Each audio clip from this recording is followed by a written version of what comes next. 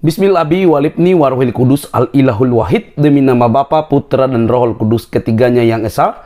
Shalom sahabat yang dikasihi oleh Tuhan, berjumpa kembali dengan saya di channel ini. Terima kasih telah mendukung perkembangan channel ini dengan cara subscribe, memberi like, sehingga video dari channel ini direkomendasikan oleh YouTube untuk menjangkau banyak orang. Teman-teman juga boleh memberikan komentar yang cerdas yang berkaitan dengan video yang saya upload, dan dukung saya dengan cara men-share video dari channel ini di berbagai media teman-teman, sehingga ada banyak orang yang mendapatkan informasi dan kebenaran yang disampaikan melalui channel ini. Tuhan memberkati kita. Sahabat yang dikasihi oleh Tuhan, perjuangan belum selesai sekalipun ada banyak orang yang menentang kebenaran dan fakta-fakta yang dibukakan dengan literatur yang bertanggung jawab dan sangat luar biasa. Ada tetap orang-orang gak mempercayainya. Buku-buku yang dibaca, bahkan literatur yang dibaca, itu pun bisa tidak dipercayai. Nah, saat ini teman-teman, kita akan melihat dan mengupas kembali. Dan apa yang disampaikan oleh apologetik ini bukan untuk menciderai, bahkan juga bukan untuk melukai atau sejenisnya lah. Tapi bagaimana teman-teman supaya lebih kritis terhadap keyakinan teman-teman daripada sibuk mengobrak-abrik dan juga menafsirkan secara liar dan tidak pada porsinya tentang Alkitab. Kenapa saya katakan demikian? Kita tidak perlulah bersembunyi bahwa teman-teman dan para ustadz lebih semangat membahas Alkitab tentang kekristenan dalam channel-channel mereka, tapi lupa bahwa ada banyak hal yang harusnya mereka bahas, mereka gali, mereka cari tahu untuk diceramahkan, diajarkan kepada umatnya tentang Quran dan juga hadis-hadis tersebut. Nah, kali ini kita akan melihat teman-teman bagaimana akhirnya data-data ini dibuka dengan baik, dan mungkin ini akan mengagetkan sebagian muslim yang tidak pernah mengetahui literatur ini. Mari kita lihat dan jangan skip supaya teman-teman mendapatkan informasi yang lengkap. Ini dia videonya.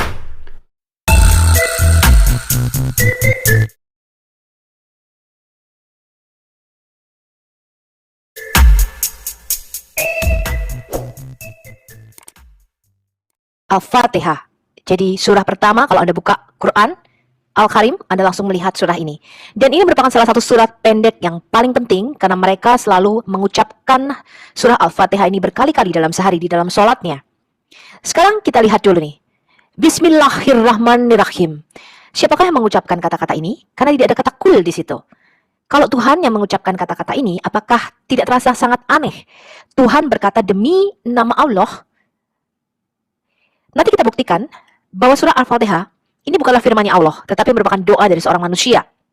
Seperti argumen daripada Ibn Mas'ud. Dikatakan di ayat pertama, dengan nama Allah yang Maha Pengasih, Maha Penyayang. Lalu kita lihat ayat keduanya. Alhamdulillahirabbil alamin. Segala puji bagilah. Jadi nama Tuhan di dalam Islam adalah lah. Al itu merupakan definite article, artinya kata sandang atau seperti dalam bahasa Indonesia sang, ya, menunjuk kepada sesuatu yang tertentu. Alamin ini adalah jamak daripada alam. Jadi Muslim percaya ada alam malaikat, ya, makhluk-makhluk goib, kemudian ada alam jin dan alam manusia. Jadi Tuhan ini merupakan rahmat bagi alam jin dan alam manusia, di mana di dalam teologi Alkitab kita jin ini merupakan roh-roh jahat, tapi tidak demikian di dalam Quran. Kita lihat lagi nih. Ar-Rahmanir-Rahim, yang Maha Pengasih, Maha Penyayang. Maliki Yaumiddin, pemilik hari akhir atau hari pembalasan, hari penghakiman. Iyyaka na'budu wa iyyaka nasta'in. Hanya kepada Engkaulah kami menyembah dan hanya kepada Engkaulah kami mohon pertolongan. Ihdinas siratal mustaqim. Tunjukilah kami jalan yang lurus. Sirat ini bukanlah bahasa asli Arab, tetapi merupakan bahasa Persia. Seperti kata serata, kemudian strata dalam bahasa Latinnya, kemudian street dalam bahasa Inggris yang artinya jalan. Ya, seperti yang kita lihat dalam bahasa Inggris sekarang ini. Kemudian, kata-kata terakhir di dalam ayat ini, siratal lazina an'amta alaihim gairil makdubi alaihim walakdalin. Yaitu jalan orang-orang yang telah engkau beri nikmat kepadanya. Bukan siapa? bukan mereka yang dimurkai dan bukan pula mereka yang sesat. Dari semua tafsir Islam, ya kalau kita baca Ibn Katsir, Jalalain, mereka mengatakan siapa sih yang dimurkai oleh Allah di sini adalah orang-orang Yahudi. Dan siapa yang disesatkan adalah orang-orang Nasrani atau orang-orang Kristen. Jadi satu hari 17 kali Muslim berdoa, Tuhan, Tuhan jangan jadikan kami seperti orang-orang Yahudi dan orang-orang Kristen, kata mereka. Jadi setiap hari mereka mengutuki orang Yahudi dan orang Kristen. 17 kali minimal di dalam doa mereka. Alhamdulillah. Surah Al-Fatihah ini merupakan surah yang sangat penting, ya, yang selalu diulang-ulang dibaca dalam sehari oleh Muslim. Kita lihat dulu nih, Quran Surah Al-Hijr, surah ke-15 ayat 87. Dan sungguh kami telah memberikan kepadamu 7 yang... Sejak ayah tiada, rumah ini terasa hampa. Kepadamu 7 yang diulang-ulang dan Quran yang agung atau bacaan yang paling agung. Jadi dikatakan di sini Allah mengatakan dia memberikan 7 ayat yang dibaca berulang-ulang dan Muslim mengatakan ini merujuk kepada Al-Fatihah. Kemudian dikatakan tidak ada sholat bagi orang yang tidak membaca Fatihatul Kitab. Fatihatul Kitab ini adalah nama lain dari surah Al-Fatihah. Ini diriwayatkan di Al-Bukhari 756 dan Muslim 394. Kemudian setiap sholat yang di dalamnya tidak dibaca Fatihatul Kitab maka ia cacat. Ini diriwayatkan oleh Ibnu Majah 693, disahihkan oleh Al-Albani di dalam Sahih Ibnu Majah. Di dalam setiap rakaat ada bacaan dalam kurung Al-Fatihah, bacaan yang diperdengarkan Rasulullah Sallallahu Alaihi Wasallam kepada kami telah kami perdengarkan kepada kalian. Bacaan yang Rasulullah lirihkan telah kami contohkan kepada kalian untuk dilirihkan. Barang siapa yang membaca Umul Kitab atau nama lain dari Al-Fatihah, maka itu mencukupinya. Barang siapa yang menambah bacaan lain, itu lebih afdol. Ini ada di hadis riwayat Muslim 396. Kemudian Syekh Shalih Al-Fauzan mengatakan membaca Al-Fatihah adalah rukun di setiap rakaat dan telah sahih dari Nabi SAW bahwa beliau membacanya di setiap rakaat. Ini ada di Al-Mulakkas Al-Fiqi volume 1 halaman 127. Surat Al-Fatihah ini minimal dibaca 17 kali sehari oleh Muslim. Karena itu kita perlu tahu apa sih surat Al-Fatihah ini? Ada banyak cerita mengenai Nabi Muhammad menyela orang di saat sholat dan memanggilnya di tengah-tengah mereka sedang sholat atau berdoa. Salah satunya adalah Ubay bin Ka'ab. Tapi kisah kali ini yang akan kita baca adalah dari Abi Sa'id bin Al-Mu'alla. Dari Abi Sa'id bin Al-Mu'alla, dia bercerita saat dirinya sholat, tiba-tiba Rasulullah memanggilnya, tetapi panggilan itu tidak dia jawab. Lalu setelah sholat, Abi Sa'id mendatangi Rasul. Rasulullah pun bertanya, "Wahai Sa'id, apa yang menghalangimu untuk menjawab panggilanku?" Abi Sa'id menjawab, "Aku sedang sholat ya Rasulullah." Mendengar jawaban itu, Rasulullah bersabda, "Belum sampaikah padamu firman Allah SWT yang mengatakan, wahai orang-orang yang beriman, hendaklah kalian menjawab panggilan Allah dan Rasulnya ketika keduanya memanggilmu." Jadi, menjawab panggilan Rasul itu sama dengan menjawab Allah itu sendiri. Di sini, Muhammad menyamakan dirinya dengan Allah. Kemudian, Rasulullah melanjutkan, "Sungguh akan aku beritahu padamu seagung-agungnya surah di dalam Al-Quran sebelum engkau keluar dari masjid. Tidakkah hal ini bisa menunggu sampai doa orang ini selesai?" Mengetahui itu, Abu Sa'id langsung memegang tangan Rasulullah saat beliau hendak keluar dan berkata, "Wahai Rasulullah, sesungguhnya engkau tadi berkata akan memberitahukan kepadaku surah yang paling agung di dalam Al-Quran." Rasulullah menjawab, "Iya, dan itu adalah surah Alhamdulillahirabbil alamin atau surah Al-Fatihah yang dinamai Sabul Masani dan juga Al-Quranul Azim." Sekarang kita lihat nama lain dari surah Al-Fatihah. Arti harafiah atau literal dari Al-Fatihah adalah pembukaan. Ada banyak nama lain yang diberikan kepada surah ini berdasarkan riwayat dan kitab-kitab Islam, yaitu Fatihatul Kitab atau pembukaan kitab, Umul Kitab, induk kitab, Umul Al-Quran atau induk Quran, Sabul Matani, 7 ayat yang diulang, Al-Wafiyah, sempurna, Al-Kafiyah mencukupi, Asy-Syafiyah, penyembuh, Asy-Syifa, obat, Al-Asas, pondasi, As-Salah atau salat, Al-Hamad, pujian bagi Allah, Al-Kanz, harta karun, Waqiyah, perlindungan, Al-Azaz, pokok, Nur, terang, kemudian Al-Quran Al-Azim, bacaan yang mulia, Ar-Ruqyah atau mantra, Asy-Syukru atau syukur. Jadi, bacaan yang diulang-ulang ini disebut mantra untuk mengusir setan, ya, kemudian untuk menyembuhkan, ya, mengusir jin-jin. Mereka menggunakan surah Al-Fatihah ini. Sudah diketahui secara luas bahwa surat pembukaan ini, Al-Fatihah, berdasarkan latar belakang wahyu yang diturunkan ternyata tidak dimasukkan oleh Ibn Mas'ud di dalam koleksi mushafnya. Surah yang paling diagungkan Islam ini justru tidak punya silsilah kapan dan di mana dia diturunkan Allah kepada Muhammad, atau diturunkan setelah surah yang mana juga tidak diketahui dengan pasti. Para pakar kita, ada yang berspekulasi bahwa surat ini termasuk surat Makkiyah. Ini pakar Islam ya. Tetapi ada juga yang mengakuinya sebagai surat Madaniyah. Lihat berbagai ensiklopedia Islam atau mukadimah terjemahan Quran oleh Muhammad Rifai. Ibn Al-Azhar secara kuat memastikan 20 surat Madaniyah dan 82 surat Makkiyah dan menyisakan 12 surat yang dipertentangkan Makki Madaninya, di mana salah satunya adalah surah Al-Fatihah. Kita lihat Al-Itqan fi Ulum Al-Quran, buku besar peradaban Islam oleh Jalaluddin As-Suyuti, volume 1 halaman 4445. Bahkan malahan yang justru bikin bingung, ada yang meyakini surah ini diturunkan di Mekah maupun di Madinah, di kedua tempat tersebut. Sedangkan sejumlah ulama, termasuk Syekh Al-Lamah Tabatabai, malahan mengatakan surat istimewa itu telah diturunkan berulang-ulang, ya di Mekah, ya di Madinah. Sehingga justru jadi bahan olok-olok karena menjadikan Jibril seolah-olah tidak memiliki kerjaan lain kecuali mengurusi surah ajaib ini secara berulang-ulang. Kepakaran Ibn Mas'ud di dalam Mushaf Quran Ibn Mas'ud, dia tidak menyertakan surah 1, surah 113, dan surah 114. Sebab ini bukan bagian dari firman yang diturunkan, melainkan doa Muhammad untuk cucunya Hasan dan Hussein. Kepakaran Ibn Mas'ud di bidang qiraat Quran tidak diragukan lagi. Itu sebabnya beliau berani bersumpah, demi Allah, tidak ada satu ayat pun dari Al-Quran tanpa ku ketahui latar belakang diturunkannya ayat tersebut. Tidak ada seorang pun yang lebih mengetahui tentang kitabullah dibanding aku. Meskipun begitu, aku bukanlah orang terbaik di antara kalian. Ini diriwayatkan di dalam hadis riwayat Ahmad bin Hanbal. Kepakaran Ibn Mas'ud di dalam pembacaan Quran ini diakui oleh Muhammad sendiri. Dikatakan telah menceritakan kepada kami, Hafs bin Umar telah menceritakan kepada kami Syubah dari Amru, dari Ibrahim, dari Masruk, bahwasanya Abdullah bin Amru menyebut Abdullah bin Mas'ud seraya berkata, aku senantiasa mencintainya. Aku mendengar Nabi SAW bersabda, ambillah Al-Quran itu dari 4 orang, yaitu dari Abdullah ibn Mas'ud, Salim, Mu'ad bin Jabal, dan Ubay bin Ka'b. Ini ada di Sahih Al-Bukhari 4615. Kemudian dicatat juga, Ibn Mas'ud berkata, saya mendapatkan langsung dari Rasulullah 70 surah ketika Said masih kanak-kanak atau masih kecil. Apakah kini saya harus membuang apa yang saya peroleh langsung dari Rasulullah? Ini dicatat di dalam Kitab Al-Masahif halaman 15, tulisan Ibn Abi Dawud.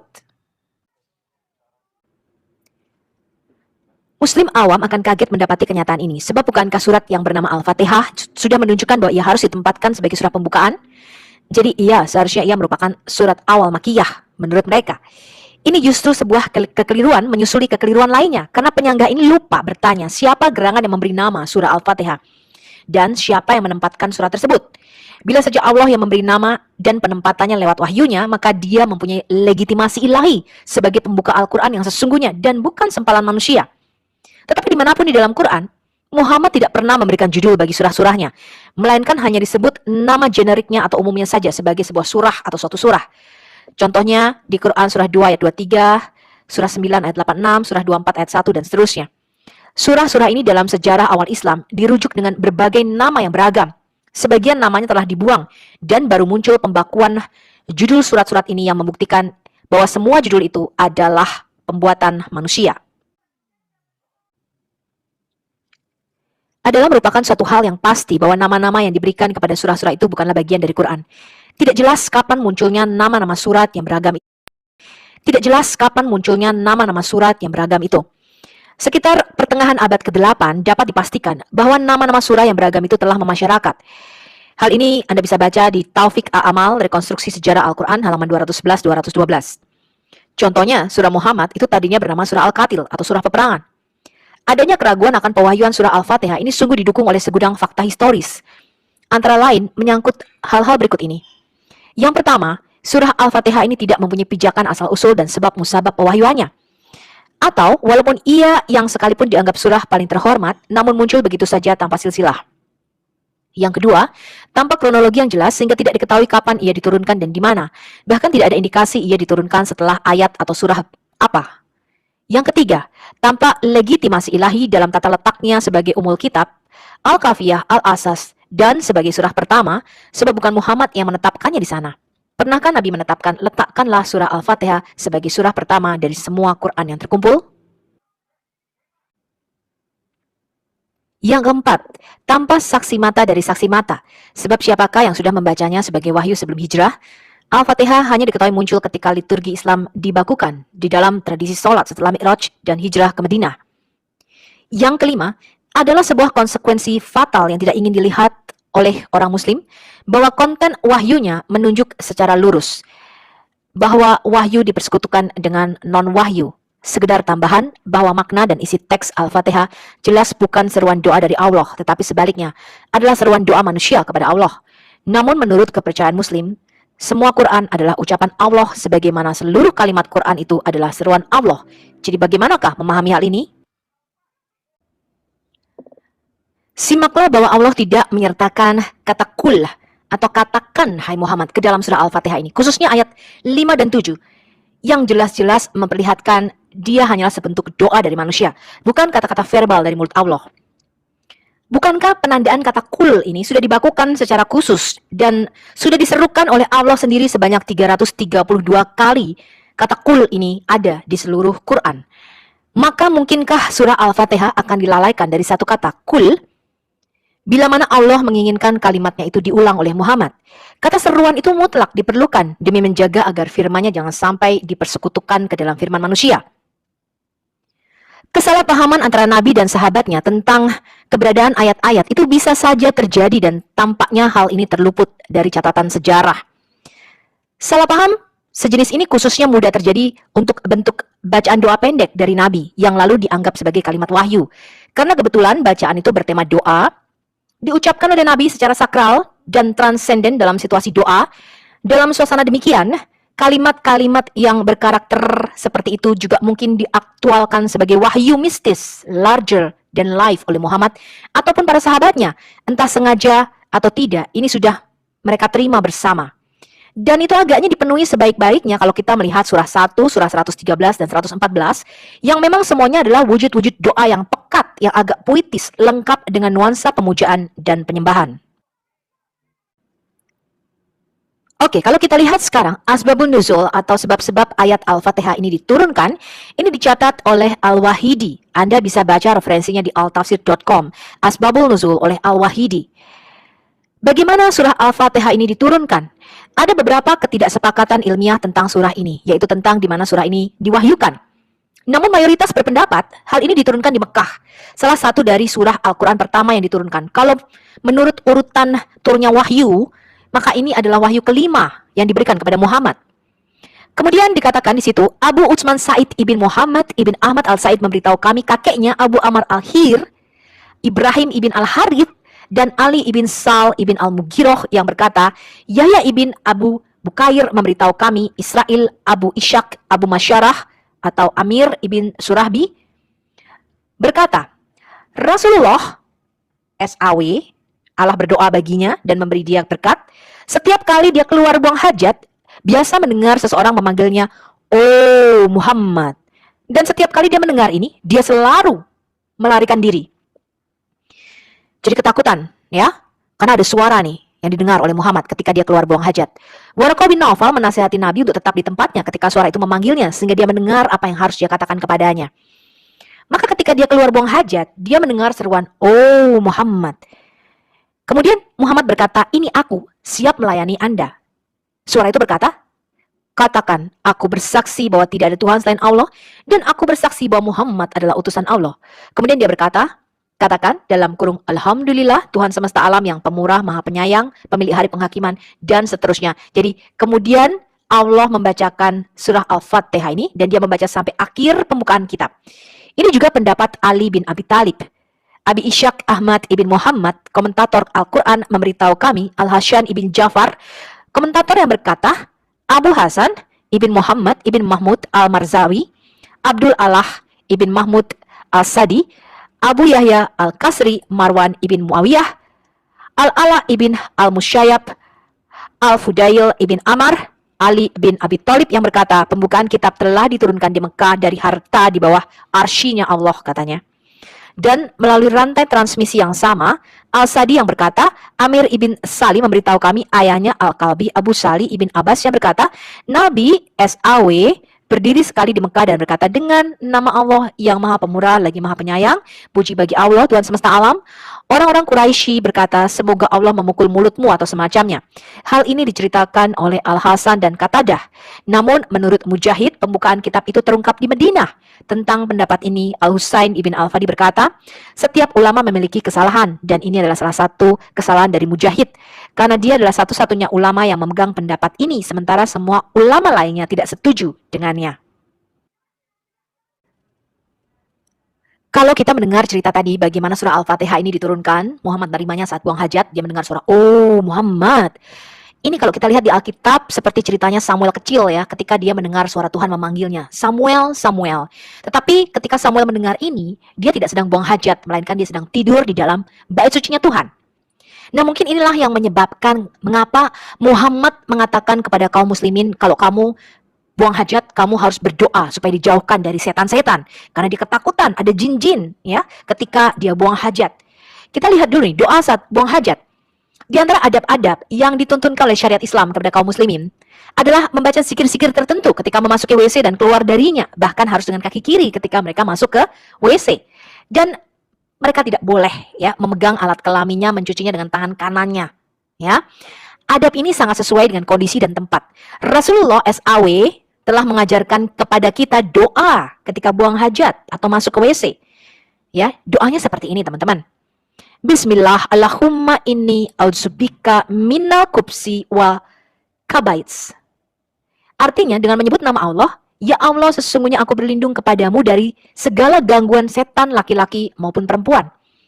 Kemudian dikatakan kita juga diajarkan agar berlindung kepada Allah dari setiap perkara yang buruk dan dari gangguan setan laki-laki maupun setan perempuan. Ketika keluar dari WC kita diajarkan meminta ampun kepada Allah dengan mengucapkan Ghufranaka. Artinya aku meminta ampun kepadamu. Jadi ini benar-benar ketakutan yang terus-menerus dialami oleh orang muslim ya, buang hajat takut ada setan ya. Nanti sedikit-sedikit takut ada setan. Ya. Ini kenyataannya teman-teman. Nah, inilah salah satu video pendek yang perlu Anda ketahui mengenai Al-Fatihah. Sampai jumpa pada video. Baik teman-teman yang dikasih oleh Tuhan, kita sudah menyimak dengan baik penjelasan daripada apologetik Kristen ini. Jangan kepanasan, yang terpenting kalian juga harus berbenah. Di zaman internet ini, semua pasti bisa dipelajari dengan baik. Mungkin selama ini banyak yang ditutup-tutupi, tetapi semua orang dapat mengakses karena semua sekarang ini terbuka. Jadi, tidak perlu kepanasan, bahkan langsung, itu bukan bagianmu, itu bukan hakmu, gitu ya. Kalau seperti itu pertanyaan dan juga apa yang teman-teman sampaikan, maka kekristenan juga berkata lebih lantang bahwa para ustadzmu, para mualaf harus berhenti membahas kekristenan.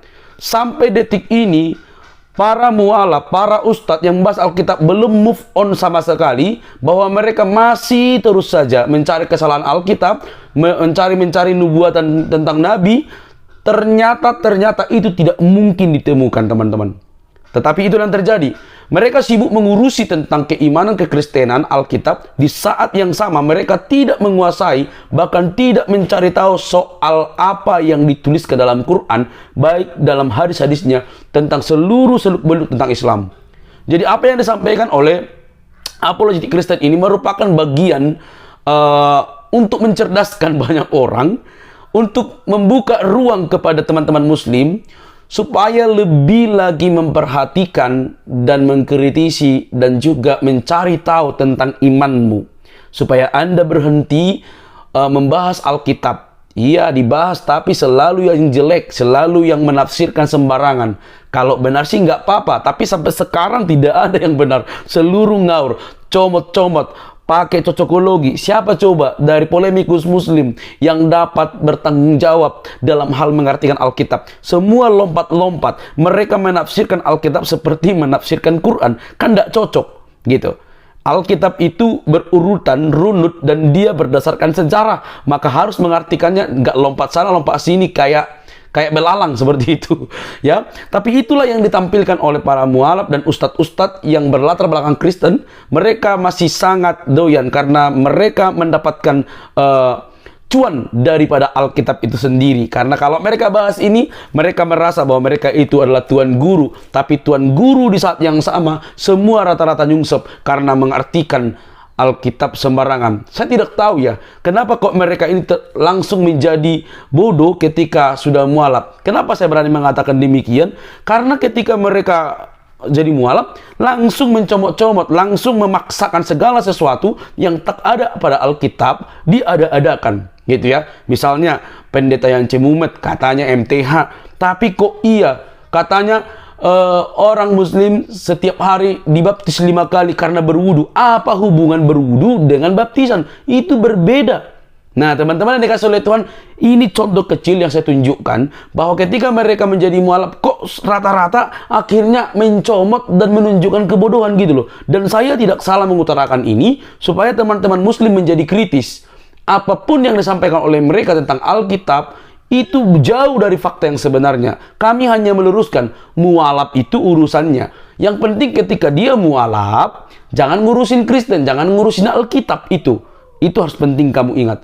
Nah, kalau masih mengurusin, apalagi salah, maka kita juga berhak untuk meluruskan. Daripada Anda sibuk mencari-cari kesalahan, Anda sibuk mengurusi Alkitab, mending sibuk memahami Alkitabmu yang baru, tentang keyakinanmu, bahkan latar belakangnya, surat-suratnya, tentang Nabi, dan seluruhnya. Kamu itu yang kamu pahami dan kamu ajarkan kepada umatmu, atau kepada orang-orang yang mendengarmu. Jadi ini sebuah bentuk supaya teman-teman cerdaslah, lebih kritislah. Mumpung masih ada kesempatan untuk mencari tahu. Tetapi yang lebih daripada itu, Tuhan Yesus sangat mengasihimu. Dia menyelamatkan hidupmu. Sampai di sini video saya teman-teman. Jangan lupa untuk mendukung saya dengan cara subscribe, like, komen, dan share. Sampai ketemu di video selanjutnya. Bye-bye.